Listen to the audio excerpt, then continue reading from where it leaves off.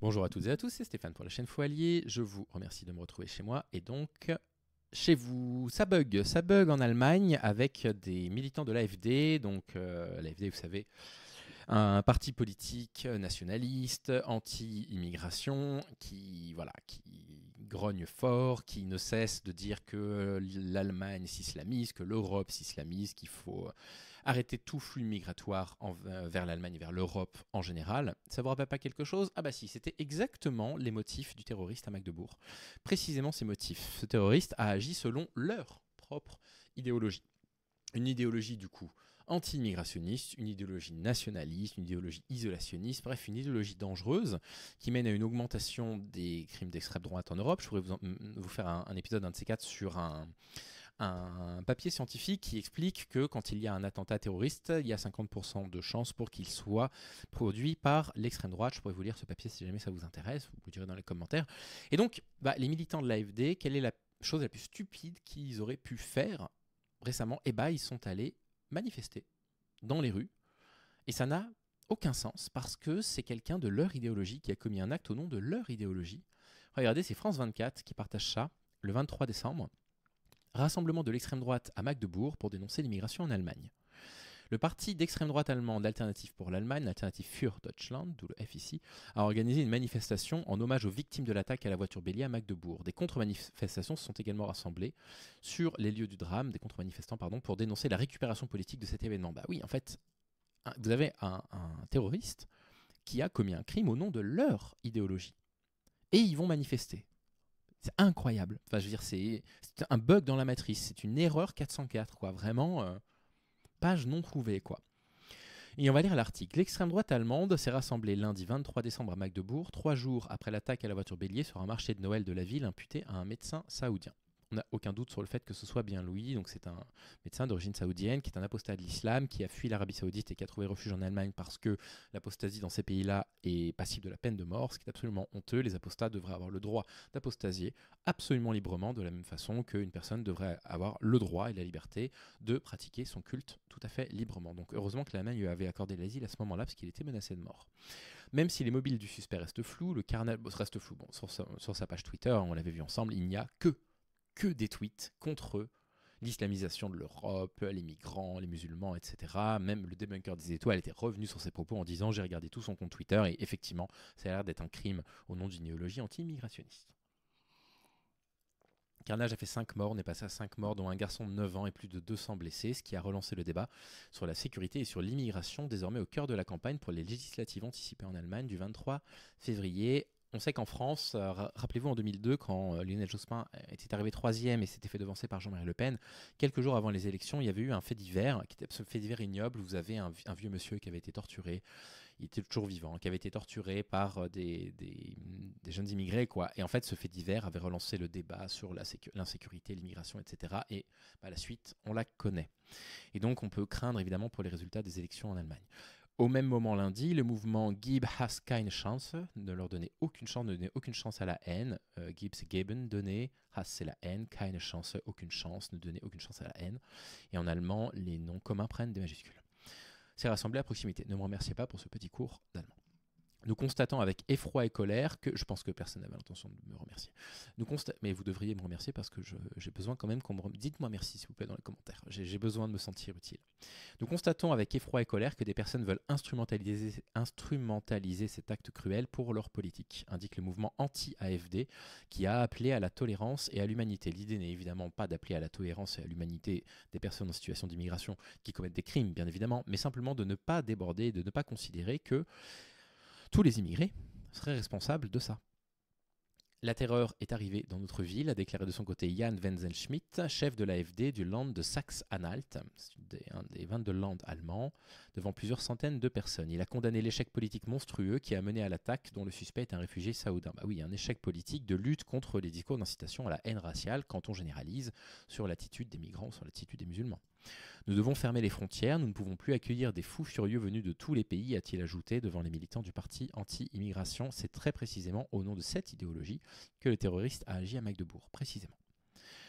Qui sont des discours de terreau, évidemment, d'une hostilité folle à l'encontre, bien évidemment, des immigrés. Et donc pourquoi il en est pris un marché de Noël? Puisqu'il a commencé à accuser l'Allemagne d'être responsable de l'islamisation de l'Europe, et donc il a attaqué un site symbolique allemand. Voilà, tout simplement. Sa formation, hostile aux migrants, anti-système et pro-russe, est créditée d'environ 20% d'intention de vote dans les sondages. Je vous l'avais dit, c'est plutôt inquiétant. Derrière, les conservateurs avec 32% et le parti de centre-gauche d'Olaf Scholz, 15%. Alors, ils ont l'extrême droite des conservateurs et le centre-gauche, rest in peace, la gauche allemande, désolé. Aucun parti ne veut coopérer avec l'AfD. Scholz est sous pression. Donc le gouvernement d'Olaf Scholz a promis dimanche une enquête rapide et minutieuse pour clarifier d'éventuelles erreurs des autorités dans la prévention de l'attaque. Le problème, c'est que ce type-là, étant donné qu'il tenait un discours qui était un discours que les gens appréciaient, à savoir un immigré tient des discours contre les migrants, ça, le pouvoir adore. La bourgeoisie adore ce genre de discours. Il est passé dans je ne sais pas combien de médias. Le mec s'est pris en photo avec Jean Messia. D'accord, n'importe quoi, pas avec Jean Messia, ce que je suis en train de vous dire. Comment il s'appelle? Mince, il s'appelle pas Jean Messia.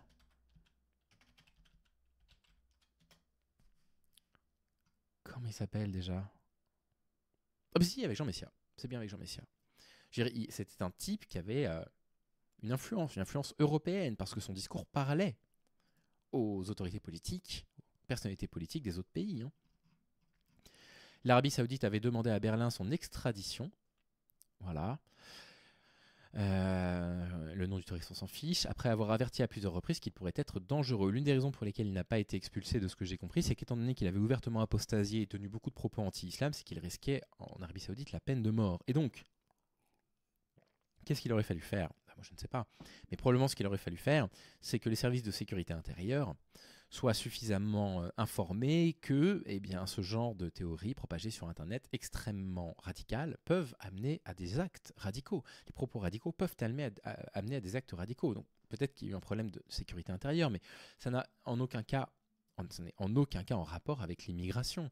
C'est en rapport avec une idéologie qui pousse à ce genre de choses. Si on vous dit l'Allemagne islamise la France, si vous tombez sur un loup solitaire d'extrême droite qui veut lutter contre l'islamisation, il est capable de ce genre d'acte, en France aussi. Et on le sait que le terrorisme d'extrême droite est très souvent observé, on sait, Mediapart avait publié, et Le Monde diplomatique aussi, il y a quelques mois, un papier remarquable là-dessus, un dossier même dans Le Monde diplomatique sur le terrorisme d'extrême droite, en expliquant pourquoi en fait on craignait sa montée et sa propagation inarrêtable en Europe à cause de ce type de discours. Installé en Allemagne depuis 2006, ce psychiatre saoudien disposait du statut de réfugié.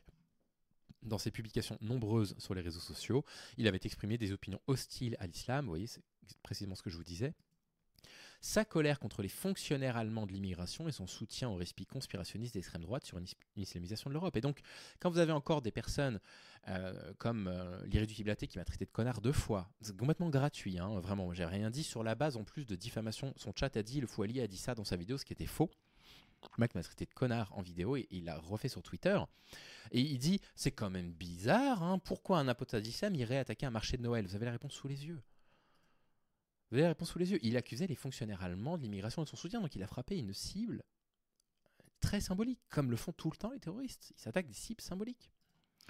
D'autres éléments sur cet homme au profil atypique ont filtré lundi dans les médias. Selon le journal Mitteldeutsche Zeitung, ses collègues doutaient de ses compétences. Le quotidien Die Welt, le Monde allemand, a affirmé qu'il avait été traité pour troubles psychiques. On ne peut pas assassiner des gens si on va bien dans sa tête, ça j'en suis convaincu. L'association allemande de la police criminelle, la BDK, a mis en garde lundi contre des accusations prématurées ou même l'instrumentalisation politique des événements, surtout à un moment où l'état de certaines victimes reste très grave. Le bilan pourrait s'alourdir.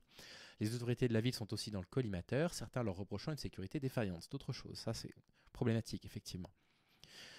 L'auteur présumé avait pu emprunter une voie d'accès non sécurisée du marché de Noël, puis a foncé sur la foule à bord d'un puissant véhicule BMW de location. C'est dramatique de lire ça. Moi, je suis allé faire un marché de Noël à Lyon récemment, il y avait des policiers partout, la circulation était interrompue, ils font attention en France. Hein. La municipalité de Magdebourg s'est défendue en expliquant que cette ouverture était réservée aux ambulances ou aux pompiers en cas d'urgence. Bon, peut-être. La sécurité du marché de Noël avait pourtant été considérablement renforcée. Bref, l'Allemagne avait également durci sa politique de sécurité cette année, notamment de toute façon, vous pouvez adopter toutes les politiques sécuritaires que vous voulez, vous pouvez pas, il y a des gens qui passent entre les mailles du filet de toute façon, bon voilà, c'est la fin de l'article, hein, comme vous pouvez le voir, notamment via un contrôle renforcé sur le port d'armes suite à plusieurs attaques meurtrières au couteau, dont l'une a fait 3 morts et 8 blessés lors d'un festival d'été à Solingen, dans l'Allemagne de l'Ouest. Bref, moi je trouve ça inquiétant. Je trouve ça inquiétant que vous ayez comme ça des militants de l'extrême droite allemande qui ne comprennent pas qu'en fait cet homme a tué au nom de leur idéologie. Qu'est-ce qu'ils vont dénoncer eux-mêmes? Leur propre idéologie totalement mortifère, anti-migratoire, anti-islam, etc. C'est des discours qui favorisent le passage à l'acte. C'est particulièrement inquiétant. C'est pas du tout étonnant que cet apostat ait été soutenu par l'extrême droite étant donné la teneur de ses propos sur les réseaux sociaux, et tout ça est très inquiétant. Bref, je vous laisse là-dessus, pourvu que les familles des victimes arrivent à s'en remettre un jour. En attendant, je vous souhaite de prendre soin de vous, et je vous dis à très vite. Salut les amis.